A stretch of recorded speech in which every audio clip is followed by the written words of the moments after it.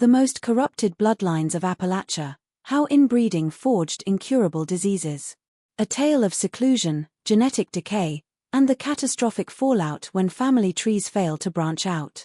Deep within the mist-shrouded hollows of eastern Kentucky, where the ancient Appalachians fold into themselves like the pages of a forbidden text, there thrived communities that time and progress appeared to have abandoned. It is to these isolated pockets of America that our investigation returns, to the winter of 1957, when a local physician, Dr. Thomas Harrington, first recorded what would later be known as Shelton Syndrome. Our story opens in Elsley County, Kentucky, one of the most impoverished areas in the United States during the mid-20th century. As coal mines shut down and economic prospects faded, numerous families withdrew deeper into the mountains, creating secluded communities severed from the outside world by both terrain and choice. By 1957, the Shelton family had lived in the same valley for more than 7 generations. Their ancestral land, nearly 200 acres of rugged woodland, was nestled between 2 steep ridges that effectively isolated them from neighboring towns, particularly during the harsh winters when snow could block the lone dirt road for weeks. The moment I first visited the Shelton homestead, I understood something was deeply amiss, Dr. Harrington recorded in his medical journal. 3 generations resided in connected cabins around a central clearing, and the physical resemblances were startling, not merely of family likeness, but distinct abnormalities appearing with alarming frequency. The family patriarch, Elijah Shelton, then 79, had wed his first cousin Sarah in 1895. Their children had mainly married within the family or with members of 2 other nearby families, the Rosses and the Bennetts, with whom they had intermarried for generations. By the 1950s, the family tree had grown so entangled that most children in the youngest generation were simultaneously cousins, second cousins, and sometimes even aunts or uncles to their own siblings.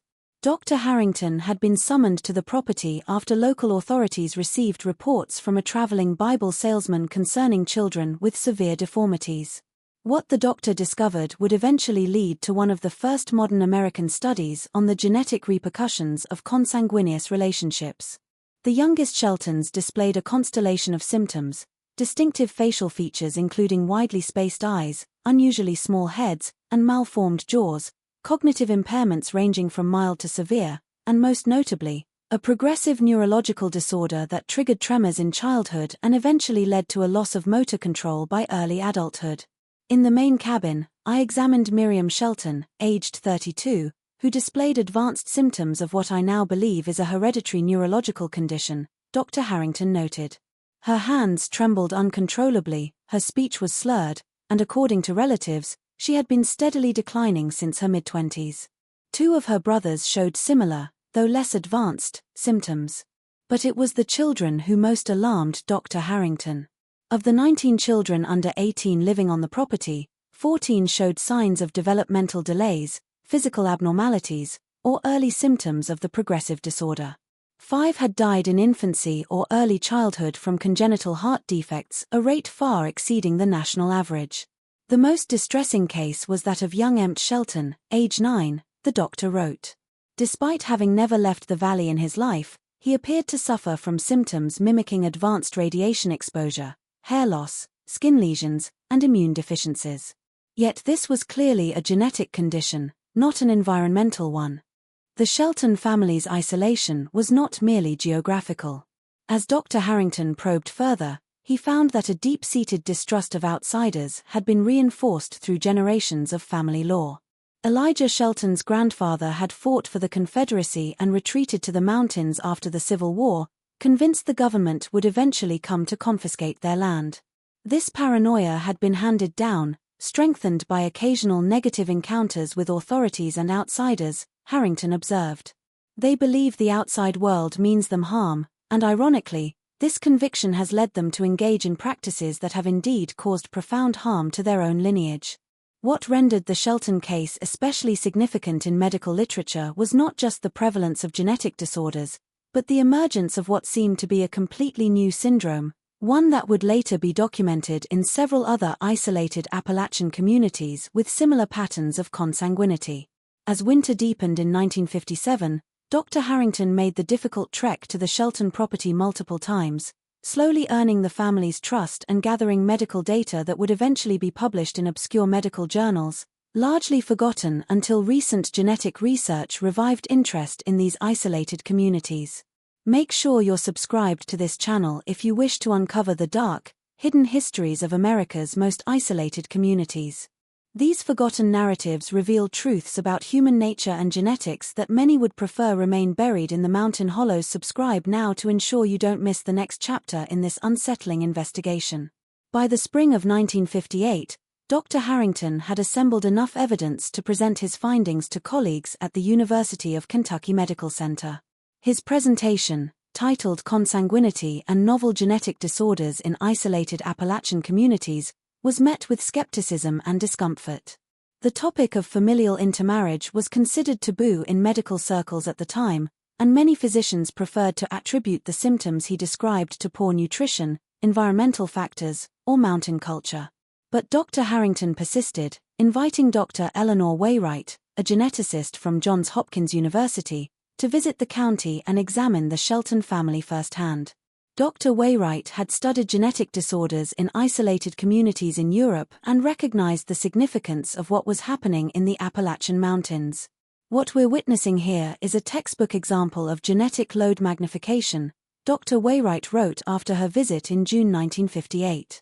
When closely related individuals have children, recessive genes that might normally remain dormant have a much higher chance of expression. In a population that has practiced consanguineous marriage for multiple generations, we're seeing the cumulative effect, essentially a magnifying glass on the family's genetic weaknesses. The Shelton family carried multiple recessive genes that, when combined from both parents, produced severe outcomes. But most alarming was the emergence of what the doctors began to call Shelton's neurological deterioration, the progressive tremor and motor control loss that seemed to affect roughly 60% of family members by adulthood. Dr. Wainwright's examination of family records revealed patterns consistent with autosomal recessive inheritance, a genetic condition that only manifests when a child inherits the affected gene from both parents. In normal populations, such recessive conditions are rare because individuals typically must match with an unrelated carrier.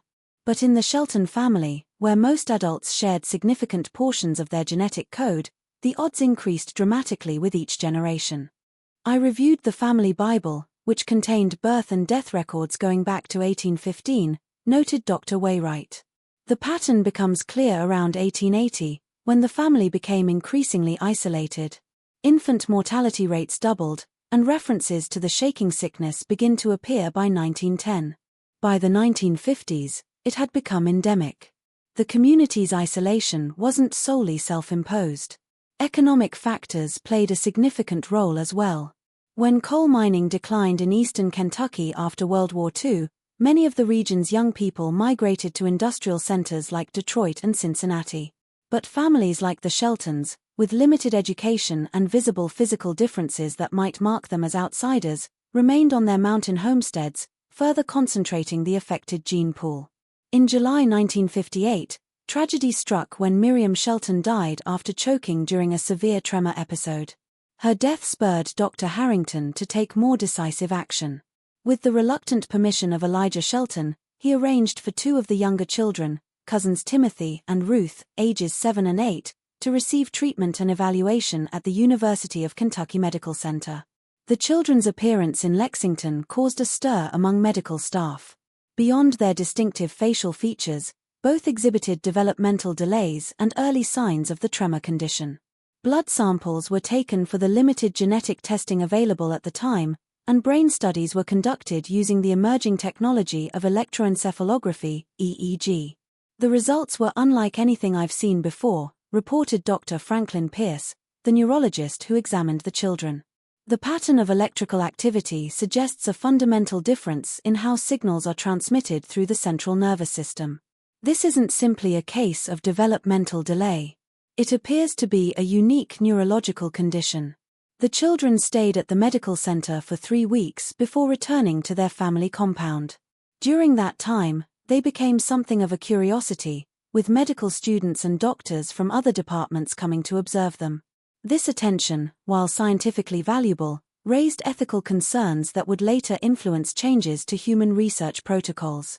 Back in the mountain hollow, tensions were rising. Some family members viewed the medical interest as intrusive, while others began to question the traditional practice of marrying within the extended family. Elijah's grandson, Joseph Shelton, 22, had recently returned from a brief stint in the military. He had been discharged after his tremors became noticeable and was particularly vocal about the need for change. Grandpa Elijah always told us that outsiders carried disease and weakness, Joseph was quoted as saying to Dr. Harrington. But I've seen the world a bit now. I think maybe we got it backward. Maybe the sickness is coming from inside, not outside. This growing awareness created a rift within the family. The older generation, led by Elijah and his children, maintained that their bloodline must remain pure to protect their land and heritage. The younger adults, witnessing the suffering of their children and siblings, were beginning to challenge these long-held beliefs.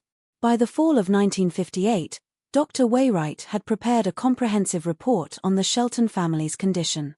Her recommendations were straightforward but culturally challenging. The pattern of intermarriage must end to prevent further concentration of genetic disorders.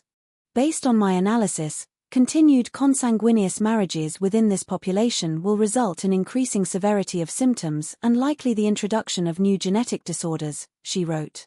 The condition I've termed Shelton's neurological deterioration appears to be progressive and ultimately terminal, with no effective treatments currently available.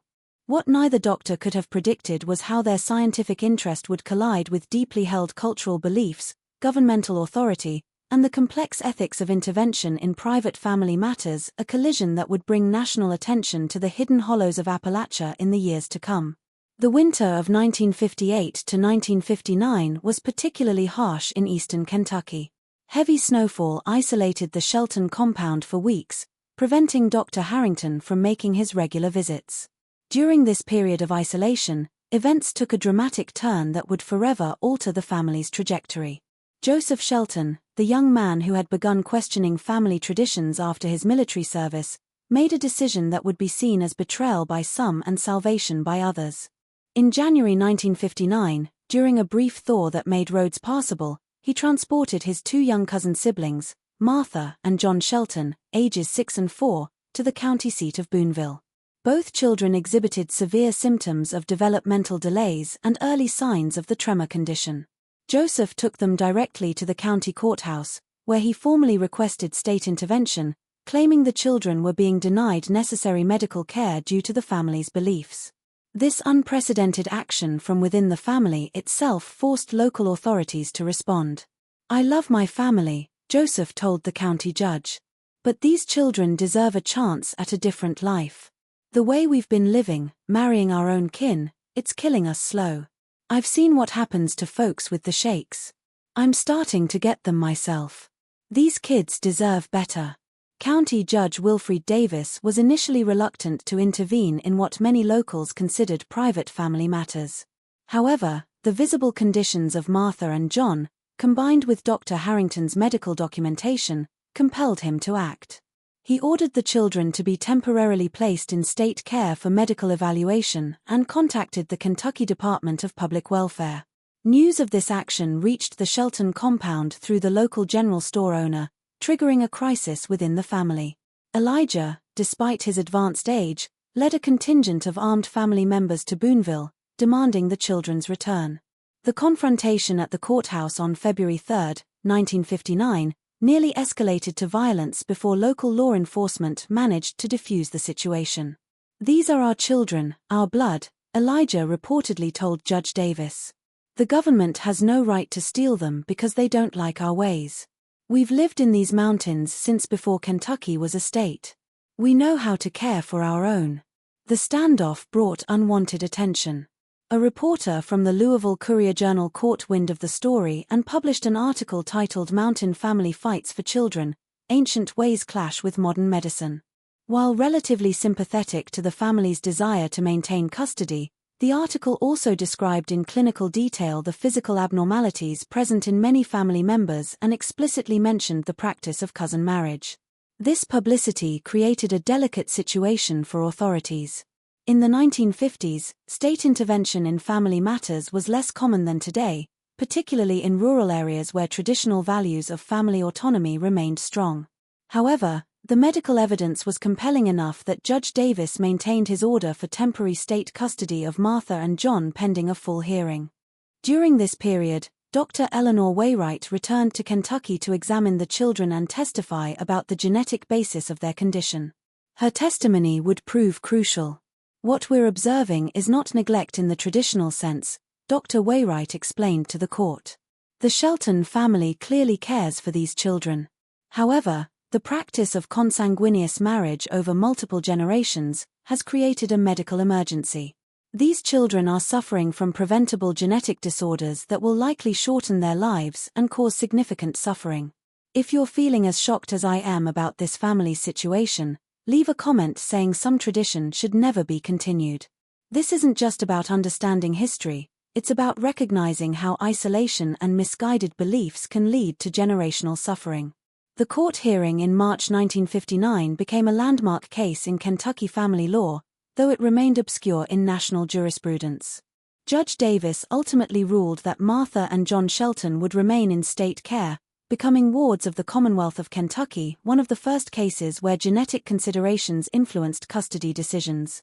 The ruling sent shockwaves through similar communities in the Appalachian region. Families who had practiced consanguineous marriage for generations suddenly faced the possibility of state intervention. Some, like the neighboring Ross family, who had intermarried with the Sheltons for generations, began encouraging their young people to seek partners from more distant communities. For the Shelton family, the court decision triggered a permanent split. Elijah and his oldest children maintained their isolation and traditional practices, deeply embittered by what they viewed as government overreach. Joseph and a small group of younger family members, however, chose to leave the compound and resettle in Boonville, where they sought education and integration into mainstream society. By the summer of 1959, state health officials had initiated a broader investigation into isolated communities throughout eastern Kentucky, and what they discovered was troubling. At least 7 other extended family groups exhibited similar patterns of genetic disorders associated with consanguinity. The phenomenon wasn't limited to Kentucky. Similar situations were documented in isolated hollows of West Virginia, Tennessee, and North Carolina. Dr. Harrington continued his work with the Shelton family, focusing particularly on understanding and documenting Shelton's neurological deterioration. With better equipment and increased interest from the medical community, he was able to better characterize the condition. Onset typically began with mild tremors around age 8 to 10, progressing to more severe motor control issues by the late teens, cognitive decline in the 20s, and eventually fatal complications by the mid-30s. The tragedy is that each generation's symptoms appear earlier and more severe than the last, he noted in a 1960 paper. What began as tremors appearing in adulthood in the early 1900s now manifests in childhood with correspondingly reduced life expectancy. Martha and John Shelton, the children at the center of the custody battle, were placed with a foster family in Lexington. Their medical care was overseen by specialists at the University of Kentucky, where experimental treatments were attempted to slow the progression of their neurological condition. These treatments, primarily based on an emerging understanding of neurotransmitters, provided modest benefits but no cure. Meanwhile, Joseph Shelton's decision to break with family tradition came with personal consequences. His own tremors worsened through 1959, and by 1960, at age 24, he was experiencing difficulty with fine motor skills that made employment challenging. Nevertheless, he remained adamant that the cycle had to be broken. "I may not have much time left before the shakes take me completely," he told Dr. Harrington during an examination in April 1960. "But I made sure those kids have a chance at something different. And I won't be having children of my own. The sickness stops with me." The early 1960s marked a period of rapid advancement in genetic science, and the Shelton family case attracted increasing attention from researchers. In 1962, Dr. Wainwright secured a grant from the National Institutes of Health to conduct a comprehensive genetic study of the extended Shelton kinship network, including the related Ross and Bennett families. This study was among the first to thoroughly document the effects of multigenerational consanguinity in an American population. Blood samples were collected from 67 family members across 4 generations, and detailed medical histories were compiled wherever possible. What makes the Shelton case scientifically significant is the relative isolation of genetic factors, Dr. Wainwright wrote in her research proposal. Unlike urban populations with diverse environmental exposures, this community has maintained relatively consistent living conditions for generations, making it easier to isolate genetic influences from environmental ones. The research team established a field laboratory in Boonville, where they conducted examinations and interviews throughout 1962 and 1963. Their findings were published in the Journal of Medical Genetics in 1964 in an article titled Genetic Load in an Isolated Appalachian Kindred, Implications of Consanguinity Over 7 Generations. The study identified 3 primary conditions prevalent in the Shelton lineage: Shelton's neurological deterioration, a distinctive pattern of craniofacial abnormalities including microcephaly and mandibular hyperplasia, and a congenital heart defect that accounted for most infant mortality in the family. Most significantly, Dr. Wainwright's team identified a previously unknown autosomal recessive genetic mutation that appeared responsible for the neurological condition. This mutation affected the production of a specific protein involved in neurotransmitter metabolism, leading to the progressive deterioration of motor control. What we're seeing is essentially a new genetic disorder, one that likely existed as a recessive trait in the founding population but would normally remain unexpressed in a diversified gene pool, Dr. Wainwright explained. The practice of consanguineous marriage over multiple generations has effectively amplified this recessive trait to the point where it now dominates the family's medical landscape. The scientific community's initial reaction was mixed. Some researchers questioned the ethics of studying what they considered a social problem rather than a medical one. Others recognized the valuable insight such isolated populations could provide for understanding human genetics more broadly. Dr. Martin Schreiber from Harvard Medical School noted in his review of the study, while the circumstances that created this genetic concentration are unfortunate, the scientific value of Dr. Wainwright's research cannot be overstated. The Shelton case provides a natural experiment that helps us understand how recessive disorders manifest and progress in human populations. By 1965, the family situation had evolved significantly. The older generation, centered around Elijah Shelton, who had passed away in 1962 at age 84, had maintained their isolation. But even they had begun to recognize the genetic consequences of their practices. No new consanguineous marriages had been performed since the court case in 1959, though this change came too late for many already suffering from the condition. Joseph Shelton's health continued to deteriorate as predicted. By 1965, at age 29, he required assistance for basic tasks and experienced frequent seizures as the neurological condition progressed. Despite his declining health, he remained active in advocating for the younger generation of his family, particularly those who had chosen to integrate into broader society. Joseph understood the science better than most medical students I've taught, Dr. Harrington noted in his personal journal. He grasped that this wasn't about blame or shame. It was simply the consequence of isolation and lack of genetic diversity. His sacrifice in breaking with tradition likely saved future generations from the same fate. In 1966, a significant breakthrough came from an unexpected direction. Researchers studying isolated populations in Finland discovered a similar neurological condition with genetic origins. By comparing notes with Dr. Wainwright's team, they identified structural similarities in the affected proteins. This international collaboration led to an improved understanding of the biochemical mechanisms involved and pointed toward potential therapeutic approaches. Martha and John Shelton, now 13 and 11, became early recipients of an experimental treatment based on this research. The therapy involved regular injections of a synthetic version of the protein their bodies couldn't properly produce.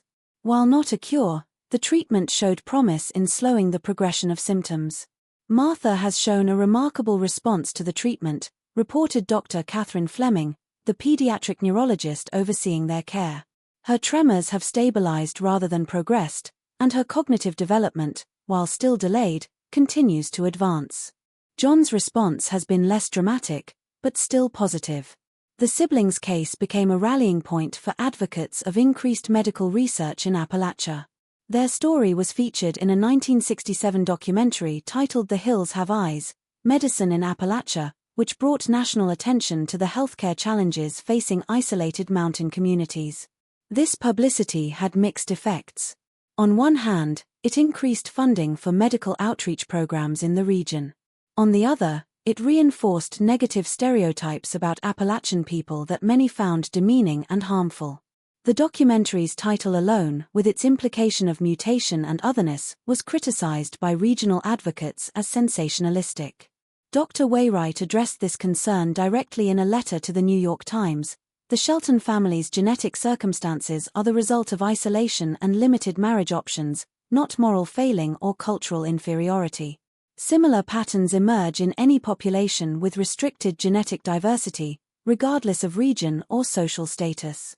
The scientific interest here lies in understanding recessive genetic expression, not in stigmatizing a particular community.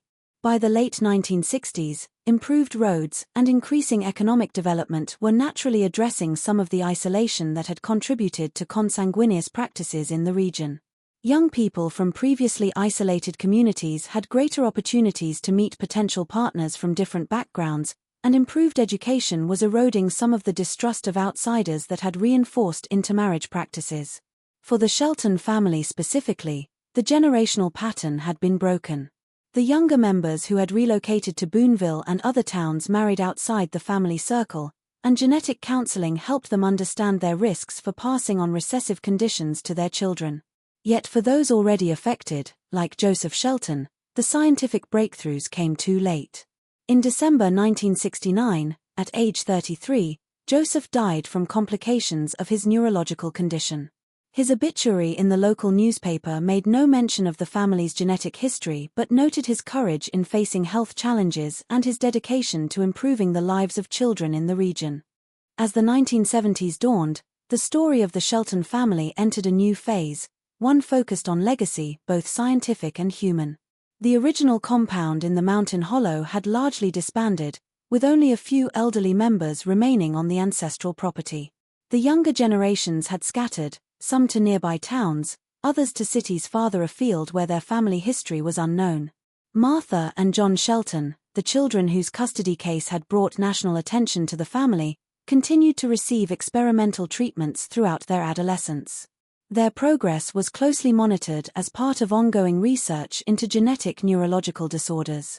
By 1970, Martha was 17 and John 15. Both had survived well beyond what would have been expected without intervention. Martha's case in particular represents a significant success, Dr. Fleming noted in a 1970 progress report. While she continues to experience tremors and cognitive challenges, she has developed coping mechanisms and maintains a quality of life that would have been impossible for previous generations with this condition. Martha graduated from a special education program in Lexington in 1972 and went on to work in a sheltered workshop where her condition was accommodated. She became something of an ambassador, speaking to medical students and genetic counselors about her experiences. Though she never married, she lived semi-independently in a supervised apartment until her death in 1991 at age 38, nearly a decade longer than most affected family members had survived in previous generations. John's course was more challenging. His response to treatment was less robust, and by his late teens, his neurological symptoms had progressed significantly. He required institutional care from age 19 onward and passed away in 1980 at age 26 from pneumonia, a common terminal complication of the condition. Scientifically, the study of the Shelton family yielded lasting contributions to genetic medicine. The protein deficiency identified in family members was officially recognized as Shelton-Wainwright syndrome in the medical literature of the 1970s, one of the first genetic disorders named after both a patient family and a researcher. More importantly, the research methodologies developed during the study of this isolated population helped establish protocols for investigating other genetic disorders. The careful documentation of multigenerational inheritance patterns became a model for later genetic studies. Dr. Wainwright reflected on this legacy in a 1975 interview. "When we began this work, genetic counseling barely existed as a field. Now, families at risk for recessive conditions have access to information and options that simply weren't available to the Sheltons. Their story helped build that infrastructure of knowledge. The ethical dimensions of the case also left a lasting impact on medical practice and research. The custody intervention in 1959 raised complex questions about the balance between family autonomy and child welfare that continue to resonate in medical ethics. The research conducted on family members influenced later guidelines on informed consent for genetic studies, particularly in vulnerable populations. By the mid-1970s, improved access to healthcare in Appalachia had led to better identification and management of genetic disorders throughout the region. Public health initiatives specifically targeted isolated communities with educational programs about genetic diversity and the risks of consanguinity.